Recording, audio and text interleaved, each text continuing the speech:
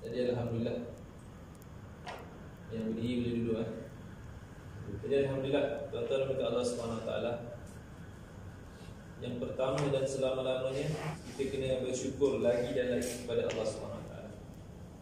Tuan-tuan kepada Allah SWT, hanya senyap dengan ketetapan daripada Allah SWT, suatu perkara boleh terjadi.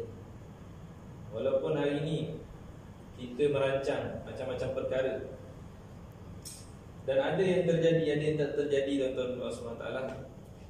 Dan yang terjadi adalah ketetapan Allah SWT. Seperti mana hari ini kita dapat berkumpul dan kita duduk dalam satu majlis, tuan-tuan Allah SWT, ini pun adalah ketetapan daripada Allah SWT. Apa-apa yang berlaku di atas muka bumi, tuan-tuan, yang kita rasa, kita yang buat, kita yang jaga, kita yang usaha, semua perkara ni adalah telah menjadi ketetapan Allah SWT.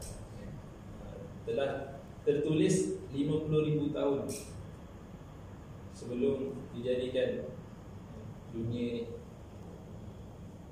Dakwahnya telah teringat tulisan takdir.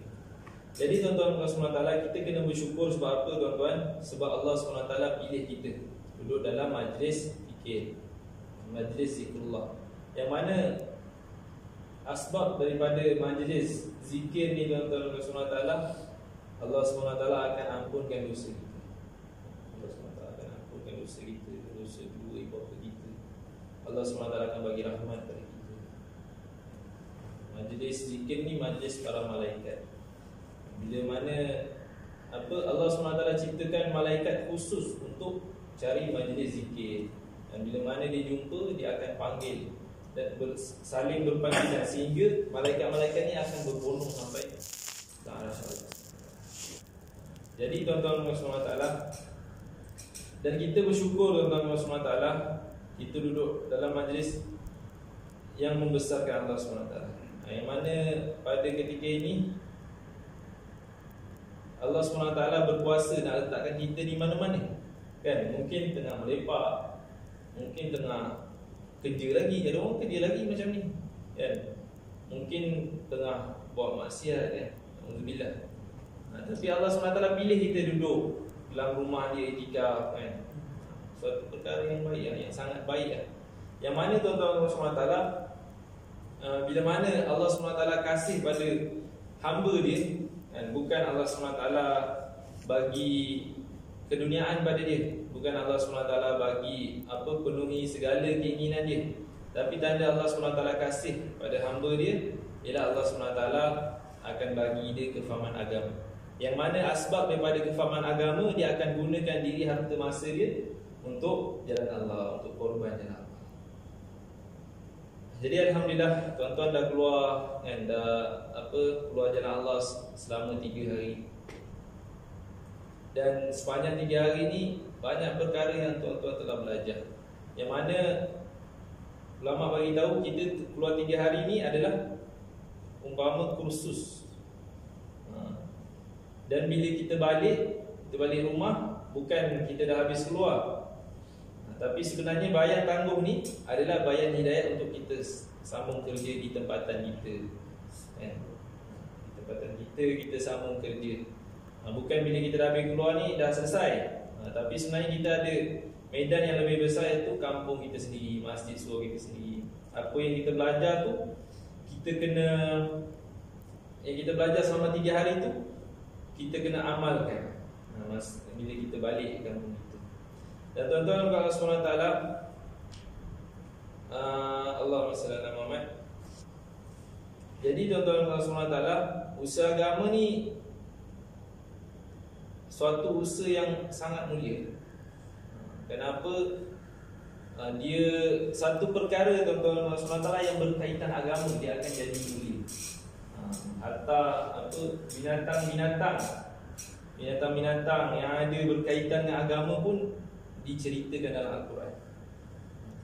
Semua anjing, laba-laba, binatang-binatang yang ada terlibat dalam kerja-kerja menyebarkan agama ni, dan dia jadi mulia. Itu juga hari ini tuan-tuan Allah SWT, umat Nabi sallallahu alaihi wasallam, dia bukan kerana ibadat dia.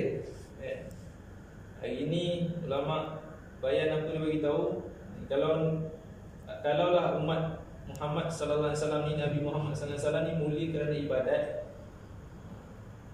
maka dia tak boleh lawan kemuliaan umat terdahulu kan. Kehebatan dalam ibadat umat terdahulu, mereka beribadat sampai gunung bercahaya kan, berzikir sampai akar meliputi badan beratus tahun kan, sujud sampai batu lekuk, beribadat sampai gua bercahaya. Tapi hari ini kita bandingkan dengan ibadat kita tuan-tuan Allah kan. Solat pun 5 kali sehari, itu pun dalam keadaan lalai, dalam keadaan mengingati dunia kan. Baca Quran pun kadang-kadang kan, ikut sempat. Dan banyak lagi tuan-tuan Allah SWT, perintah-perintah Allah SWT yang kita tak sempurna kan. Kalau kita buat pun masih belum buat dengan sempurna. Jadi tuan-tuan Allah SWT nak bagi tahu, sebenarnya umat Nabi sallallahu alaihi wasallam ni mulia asbab daripada kerja dakwah. Yang mana kita semua tahulah, Nabi sallallahu alaihi wasallam Nabi yang terakhir. Selepas Nabi sallallahu alaihi wasallam tak adalah lagi Nabi. Kalau ada Nabi palsu kan, Nabi palsu kena perangi lah. Kenapa tuan-tuan Allah SWT, kerja dakwah ni telah diumumkan, telah diletakkan di atas bahu umat Nabi sallallahu alaihi wasallam. Dan ulama bagi tahu hari ini kita kena faham bahawasanya kerja dakwah ni adalah kerja saya. Hari ini kita faham lain kan? Kita faham saya kerja kebun, saya kerja office, saya kerja komen contoh kan? Saya kerja mancing, saya kerja jual kupang. Tapi ulama bagi tahu tuan-tuan Allah, umat Nabi ni adalah umat dakwah. Jadi kita kena menjalankan kerja dakwah ni, dan kita kena gunakan apa yang Allah SWT bagi pada kita ni dengan kefahaman bahawasanya ini adalah tugas saya.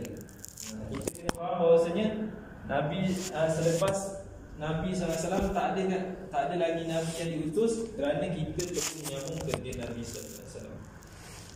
Jadi tuan-tuan dan puan-puan SWT, melalui usaha dakwah ni lah sahabat-sahabat kan, sahabat-sahabat radhiyallahu anhum ajma'in. Kita biasa dengan kisah sahabat kan, sahabat yang dahulunya daripada seorang yang terbaik, tapi melalui usaha dakwah dalam masa yang singkat, lebih kurang 23 tahun dia menjalankan usaha dakwah bersama Nabi, maka Allah SWT telah tarbiyah sahabat menjadi khairul ummah, sebaik-baik umat. Begitu juga khairul qurun yang terbaik. Kalau khairul umat Nabi sallallahu alaihi wasallam umum. Jadi tuan-tuan dan puan-puan, begitu juga hari ini, umat hari ini sekiranya dia mengikuti usaha dakwah cara Nabi sallallahu alaihi wasallam, maka dia juga akan Allah SWT biar menjadi sebaik-baik manusia. Mana sahabat kita banyak kisah sahabat kan, sifat sahabat, pengorbanan sahabat. Sayyidina Abu Bakar radhiyallahu kan, pengorbanan dia sampaikan Nabi SAW bagi tahu apa, tak ada harta orang selain daripada Sayyidina Abu Bakar yang begitu banyak memberi manfaat kepada aku daripada Sayyidina Abu Bakar. Saking banyaknya pengorbanan yang telah dibuat oleh Sayyidina Abu Bakar radhiyallahu, saking banyaknya pengorbanan Sayyidina Abu Bakar, dan dikatakan buku amalan Sayyidina Abu Bakar sampai hari ini belum tertutup lagi. Pasal apa? Pasal dia orang yang mula-mula buat dakwah kan.